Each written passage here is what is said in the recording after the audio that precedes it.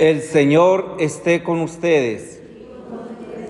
Del Santo Evangelio según San Marcos. En aquel tiempo salió Jesús de la región de Tiro y vino de nuevo por Sidón al mar de Galilea, atravesando la región de Decápolis. Le llevaron entonces a un hombre sordo y tartamudo y le suplicaban que le impusiera las manos. Él lo apartó a un lado de la gente, le metió los dedos en los oídos y le tocó la lengua con saliva. Después, mirando al cielo, suspiró y dijo: Efetá, que quiere decir ábrete. Al momento se le abrieron los oídos, se le soltó la traba de la lengua y empezó a hablar sin dificultad. Él les mandó que no lo dijeran a nadie, pero cuanto más se lo mandaba, ellos con más insistencia lo proclamaban, y todos estaban asombrados y decían: ¡qué bien lo hace todo! Hace oír a los sordos y hablar a los mudos. Palabra del Señor.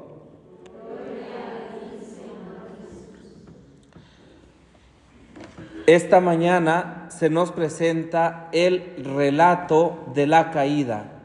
Quizás sea uno de los dramas más grandes en la historia de la salvación y en la historia de la humanidad que nunca lograremos entender. Y nunca lograremos entenderlo porque, si bien es cierto que es una analogía, que es una alegoría que pretende hacernos caer en la cuenta de la magnitud del pecado en la vida del ser humano, nunca entenderemos tampoco por qué Dios, ante esta realidad, inclusive quiso y pretendió continuar creyendo en el ser humano y dando la vida por él.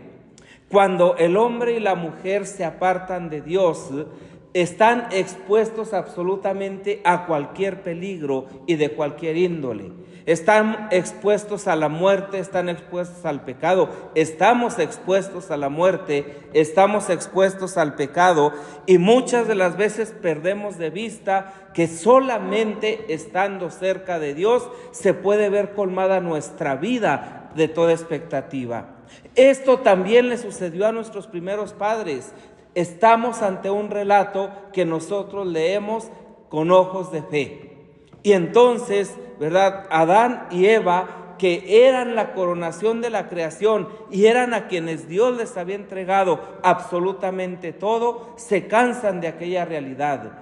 Y entonces Dios, por supuesto, que pone unas normas y el ser humano las asume en libertad, de tal manera que tanto Dios como el ser humano puede quebrantar esas normas, pero Dios es fiel, y en ninguno de los textos de la Sagrada Escritura, desde el Génesis hasta el Apocalipsis, vamos a encontrar una palabra que diga que Dios ha quebrantado su alianza, ha estado a punto ha pretendido castigar ha estado, ¿verdad?, a punto de exterminar a pueblo infiel, pero no lo ha hecho, o al menos no a todos. Y sin embargo, el ser humano, en la primera oportunidad que tuvimos, nos desafanamos de Dios, nos alejamos de Él, y se acabó la vida perenne, la vida eterna, la vida de felicidad, la vida de alegría, la vida sin trabajo. Qué bien estaríamos hoy sin trabajar, ¿verdad? Nomás en la presencia de Dios, disfrutando, y sin embargo no lo quisimos así. Entonces es algo que no logramos entender. ¿Por qué el ser humano hizo esta opción? ¿Por qué la opción de alejarnos de Dios?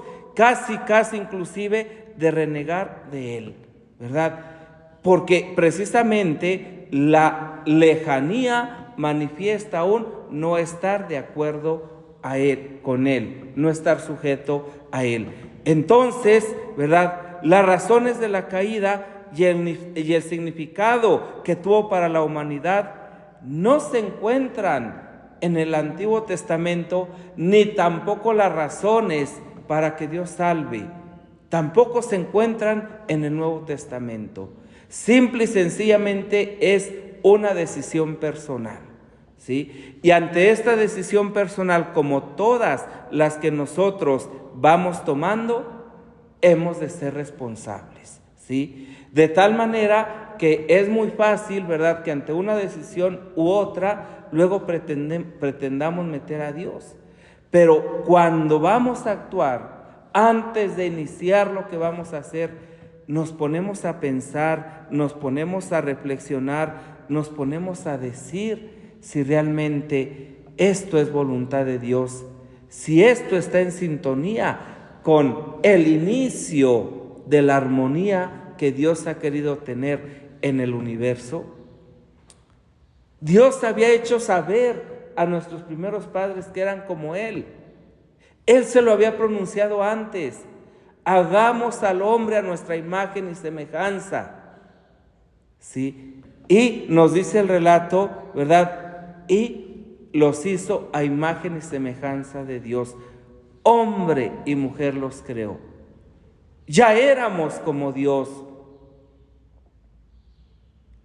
No era que tuviéramos los ojos vendados, sino que de la misma manera que Dios únicamente ve a sus hijos con motivo de salvación y no el pecado que cometen, ama a los pecadores y no al pecado, en aquel momento el ser humano solamente tenía la capacidad de ver a Dios, de ver la bondad, de ver la belleza, de ver la hermosura. Eran unos ojos limpios, un corazón puro, era la capacidad de dejarse abrazar por Dios y de abrazarle a Él. Y el ser humano se cansó de ello y se alejó. Y en aquel momento da cabida precisamente, ¿verdad?, pues a la mentira, a la soberbia, ¿sí?, a dejarse engañar, a dejarse sucumbir. Pero esta no fue la insidia del mal, sino la capacidad de decidir de uno mismo, de ser vulnerable. Y ante esta realidad, pues nos encontramos pues con el drama del pecado, ¿verdad? El pecado que nos ciega, que nos aleja de Dios, y el pecado que nos enferma. Pero, ¿verdad?, hoy el libro de el Nuevo Testamento, en Marcos, el pasaje que leíamos, nos encontramos con esta nueva realidad, con este Dios que continúa creando, que continúa haciendo nuevas todas las cosas, con este Dios que cura la ceguera, también la ceguera que causa el pecado, también la ceguera que causa la maldad, con este Dios que cura también la sordera que nos hace precisamente alejarnos de Él. Cuando ya no la escuchamos, cuando no somos capaces de entrar en su dimensión y dejarnos ver por Él, amar por Él y guiar por Él, nos convertimos en unos mudos, en unos sordos. Y entonces ni proclamamos su palabra, ni escuchamos su palabra, o ni escuchamos y ni proclamamos. Y esta es la realidad. Jesús viene a curar precisamente esta mudez y esta sordera, para que seamos capaces nuevamente de reencontrarnos con Él. Lo hace precisamente con este hombre, ¿verdad? Efetá, ábrete. Y se le abrieron los oídos y se le soltó la traba de la lengua. Y empezó a hablar sin dificultad, a glorificar a Dios. Ojalá que haciendo nosotros conciencia de la gracia de Dios, que es infinitamente más grande que nuestro pecado, que nuestro alejamiento, nos dejemos también ayudar, sanar, curar, aliviar por Él.